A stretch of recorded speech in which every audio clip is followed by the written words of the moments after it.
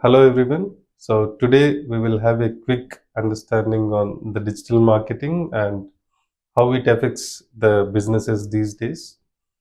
Before jumping into podcast, let me introduce myself. My name is Karthik Ganapathi. I am heading the solutions here at Tech Leaders. Today our host is Sreeram. He is the director of marketing here at Tech Leaders. Let me introduce Sreeram. Yeah. Hello everyone. Myself Sreeram. So I head the marketing function at Tech Leaders. Got some 12 plus years of experience in this domain, and let's get started.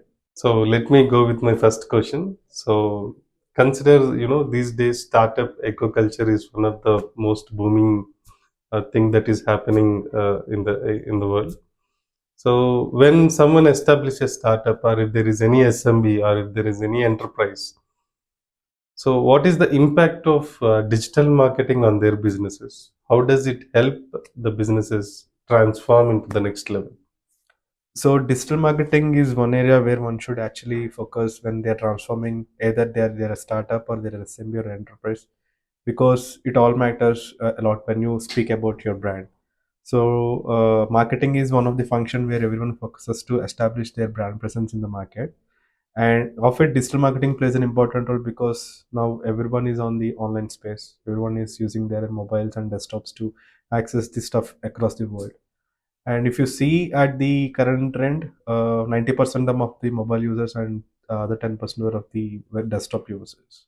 So your content or the brand establishment should focus on the social media platforms, whether it's going to be B2B or B2C, to ensure that your brand gets reached to the lot of people who are in the market. Yeah, that's nice. So typically, if you look at businesses, one of the main agenda is to improve the customer base. Correct. So how does this digital marketing help businesses increase the customer base? Yeah, so since everyone currently has an access to a mobile and mobile with an internet, they have a lot of time to spend over there. So that is the one point where you can target your customers. If you look at the traditional marketing, if you market yourself on the newspaper, you will reach only to the people who are target like reading the newspapers. The same with the TV or same with the hoarding or whatever it is. Since there is a lot of mobile usage and internet usage across, the importance here got the importance that the specific digital marketing got at this moment has garnered a lot of attention. In order to reach out to the lot of customer base within your market, you need to identify what are the specific people whom you want to target, what sort of channels they use. If it's going to be B2B company, the obvious choice is LinkedIn, because a lot of people, professionals, rely on LinkedIn to get the information in the market. If it's gonna be B2C company, your users might go to Facebook, Instagram, or maybe TikTok or Snapchat. So your ads or the content that you are marketing should go into those spaces. Yeah, that's what we need to do with respect to targeting the users. Yeah, so creating content anyway is one of the successful strategy that we can see all over the market these days. So when it comes to creating content, so what are the different types of content that businesses can create, and what are the value additions that each type of content can generate? Is there any quantifiable path to this? Yeah, content marketing is a very important aspect of the strategy that a business has to look into. For example, if you look at the customer journey, before any customer purchases a product, he obviously goes and looks out in the internet, as in he researches a lot before buying any product. So he checks let's take an example of a shampoo, anti-dandruff shampoo. In this case, even before a person buys an anti-dandruff shampoo, he goes and searches what are the different options he has in the market. Now, after he identifies the brands which has good reputation in the market, he looks at the variation and tries to read out the reviews that are there available in the market. Now, these reviews are either the customer biased or probably by the influencer as well, because influencer marketing is also kind of a content strategy where you use influencers to market your products. Now that once the user researches about the product, he takes the information, he digests it. Now he tries to understand whether this particular product will be efficient for him or not. Based on the research and the inputs that it he makes the choice out of it. But as a part of the content strategy, what we do was we identify the channels where these users spend a lot. For example, if it comes to any technical information or any technical stuff, he goes and reads a lot of blogs. he goes and reads a lot of informative articles, etc., etc. uh, if you talk about any consumer products, fast moving consumer products, he looks at the reviews of the people who already chosen those products. And if it's a new launches, the product is not yet established in the market. If it's a new recent launch, this was mostly impacted or influenced by the influencers in the market. So if you look at the content strategy as a whole, it depends on the domain that the particular product is into. Based on that, we need to identify the channels which will give us the efficient results. And the content can be in the form of blogs, or it can be in the form of videos, or it can be in the form of maybe infographics or something like that. Yeah, that's a good thing. So consider, the businesses has started creating content, as you said, be it blogs or videos or any medium. Correct.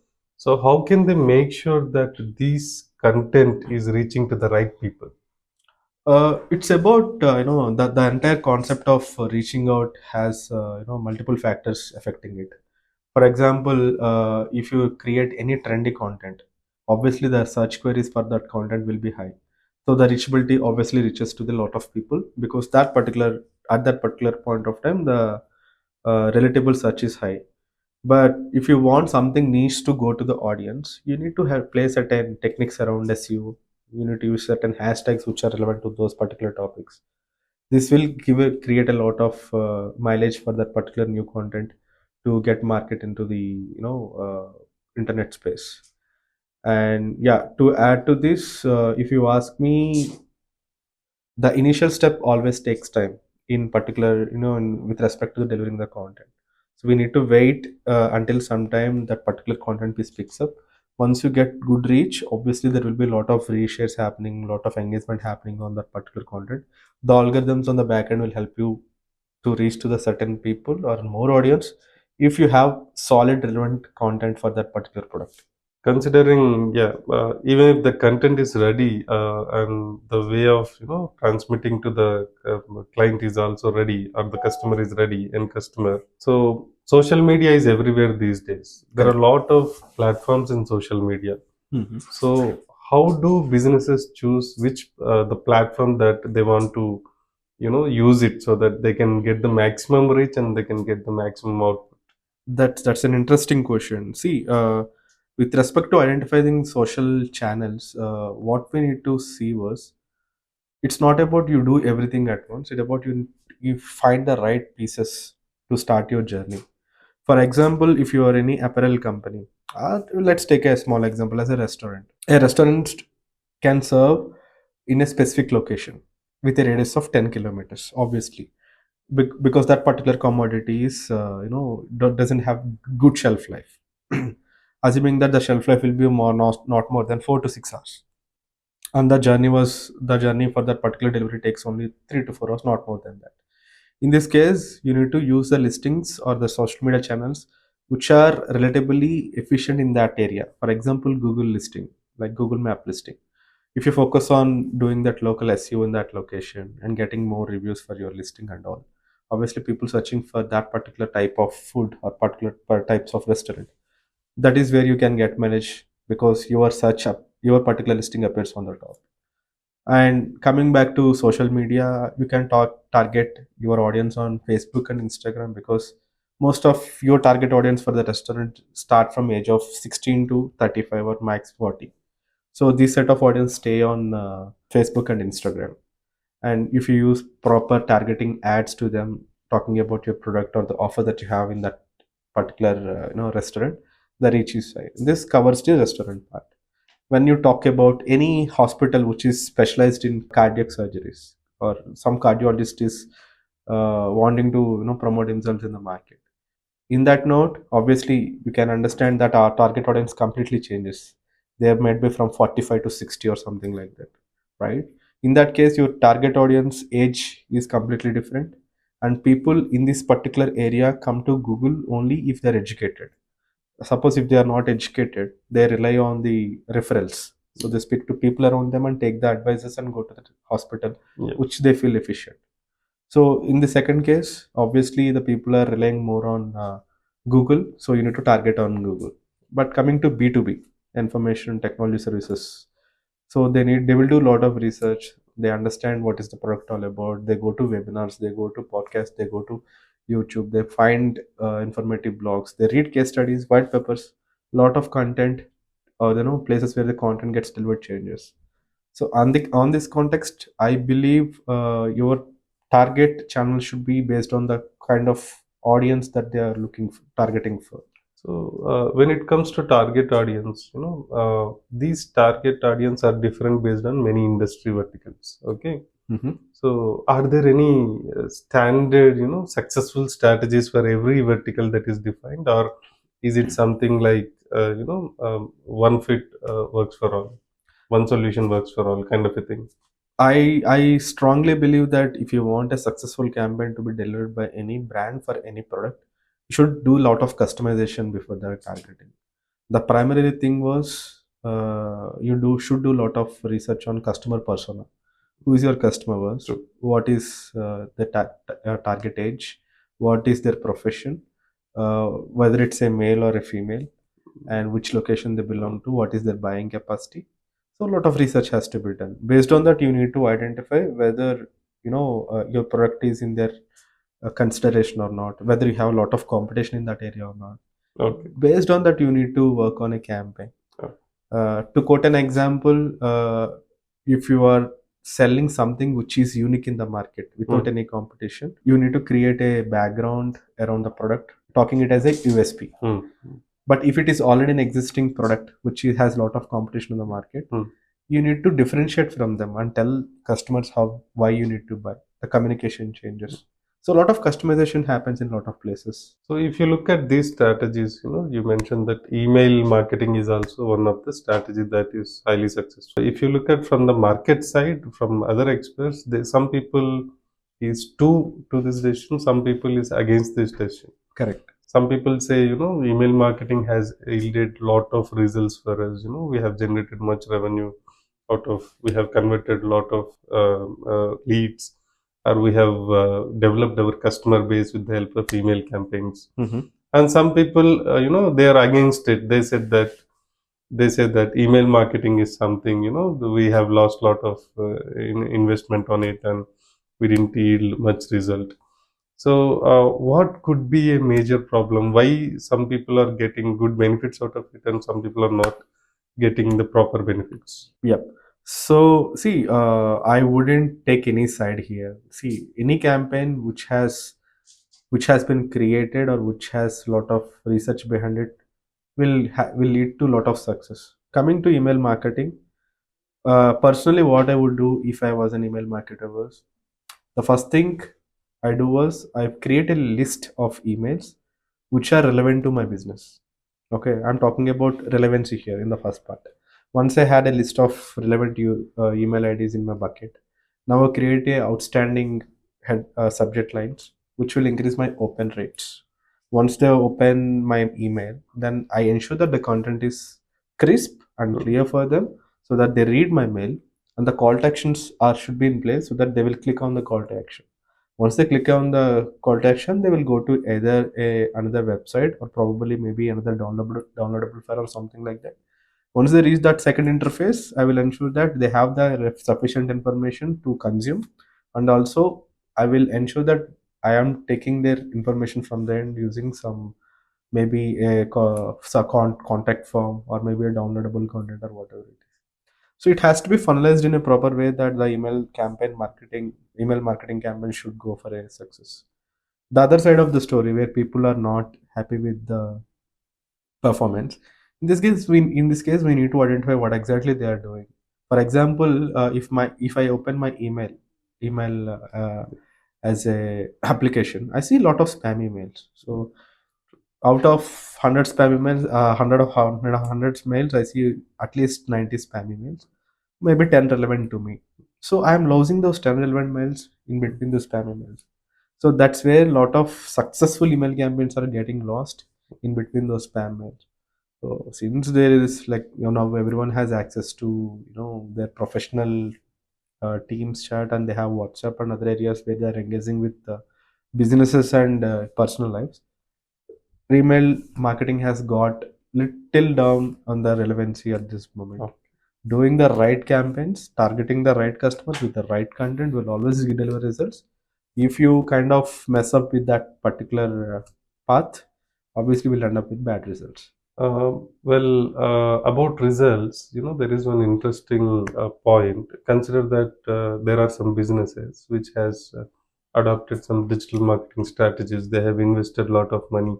They put all kinds of campaigns, be it email or any other type of campaigns. They're getting lost in between. They're not able to measure the success, or they're not able to understand whether the campaign is working or not. Mhm. So, how they should identify the success in campaigns? How businesses can actually measure the success of these digital marketing efforts that they are putting? Okay, out in the market, there are a lot of analytics tools that will capture the information of the campaigns that you run and the outcome out of it. So let's talk about native applications like Google Analytics, which is a native application from Google, which captures information of the website. Similarly, every platform such as Meta, Facebook, Instagram, LinkedIn, Twitter have their own native applications where they capture the information of content that is gets marketed to those channels and analytics around it. So these are the native channels built by their own brands itself. So you have that information ready. But if you want a holistic, sophisticated information about all these channels, information compiled, there are a lot of applications or the tools in the market. Something like Zoho Social, which captures information of all the channels and keep it in one repository. Similarly, we have applications like Hootsuite, which also helps us to capture the information and keep it in one place. People can rely on that information and understand whether sort of content is giving them results, which sort of video or the image is resonating well with the audience. So based on that, they can change their content strategy for the next few weeks or few months. Since you are mentioning about few weeks or few months, this question I was having from very quite a long time. This digital marketing field, especially, is it is progressing a lot every day. So consider digital marketing strategies 5 years back. If you compare it with the digital marketing strategies that are available now, and what are the differences that you see, and what is that interesting thing that you have felt? Yeah, when you're talking about the transformation as a whole, the transformation actually happened during COVID. Okay, so let's talk it as pre-COVID and post-COVID at this moment. Pre-COVID scenario is completely different. People are busy with their works, doing their jobs. You know, life is happening. Little bit focus on social media. During the COVID, since a lot of works, businesses went work from home, the access to internet has kind of flared up to peak. So people started consuming a lot of content on social space. They started had their own channels. A lot of transformation happened. So looking at these, the kind of transformation that has happened, there is dramatical change in the way that people are looking at the digital marketing. At one point of time, digital marketing is only for entertainment. Now, digital marketing has become a business now. Okay, people are influenced by people, so your decisions are True. influenced by people. True. Influencer marketing, or maybe the reviews or the vlogs or whatever the content that you're consuming, is making a lot of impact on how you see the product or how you see the brand. For example, at one point of time, uh, people are always relying on the brands. The brand, as in whether the brand is durable, the brand has good reputation in the market. Now the brand scenario has went for a toss. Everyone is looking at the people who are giving reviews. You trust someone, you believe his content, you get results, you will be other influencer for that particular brand. So the transformation has changed in such a way that, as I mentioned in a short note, people are influencing people, and influencers are influencing people.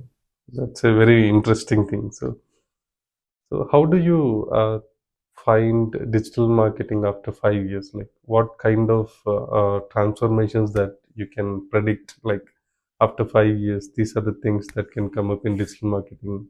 So, are there any interesting things from your end? Yeah. So we hear a lot of SEO, search engine optimization, SEO, search engine marketing. That is the transformation that has happened in the last 1 decade compared to 2012 or 2020, 2022 or something like that. So now what's trending at this moment was voice search optimization, because lot of your gadgets are operated with the help of your voice. So your entire gadgets at home can be controlled on from your mobile. And even if you need something, you go to Google or open up your voice prompt and give the questions. Your ChatGPT works on voice prompt. Lot of voice search optimization is happening at this moment. There is a scope that there will be video optimization and image optimization in the future, such a way that there are a lot of advancements that are happening through with the help of artificial intelligence and machine learning, wherein people are using lot of chatbots in the market, lot of automations within the business, in the personal life. So all this transformation has become a lot of, it's giving a lot of fuel for advancements or technologies in the market to propel that particular digital marketing ahead. If you ask me, I would definitely look at a scenario where you wake up in the morning before you sleep. Everything will be automated in the future, not just the digital marketing area, but every aspect of your life. So, an alarm which wakes you, maybe once you get out of the bed, there will be music around you. Once the time is at 9:30, there will be automatically a cab gets booked. You get on a cab, you reach your office. All your emails are automated. All your meetings are in the calendar. You join the meetings, you come out. Your lunch, if you create a schedule about your lunch of an entire month, that month order gets into your office room through automations. In the evening, you go for a snack break. That automatic coffee machine might give you a coffee when you sit in front of the table. Maybe in the evening when you go out, the cab gets automatically booked to your home. During the lunchtime or during the dinner time, probably if you already planned that particular meeting, you automatically have your family with you to your restaurant and reach your home safe and have a sleep. So everything gets automated. This is not just about marketing. This is how the artificial intelligence is going to advance in the future. Consider a business who's starting with their digital marketing journey. So, what is the kind of advice that you will give to them? So, with respect to the kind of advancements that we're having, we always look at the plan here. So, for the SMBs or the small scale businesses or something like that, what I would personally suggest was look at minimum. You have to focus on the minimal area where you get a lot of output out of it.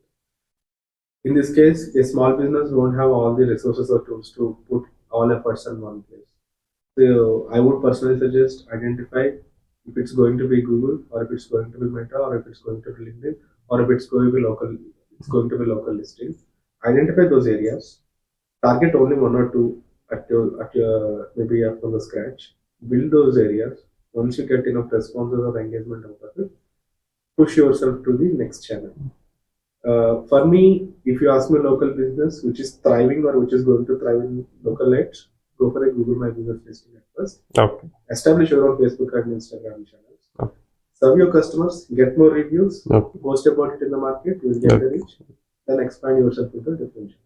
So the insights that you have given is they're very interesting. I think that will help our audience in analyzing the latest trends and how to move forward with the digital marketing journey, and what are the different kinds of digital marketing strategies that are highly successful in the market.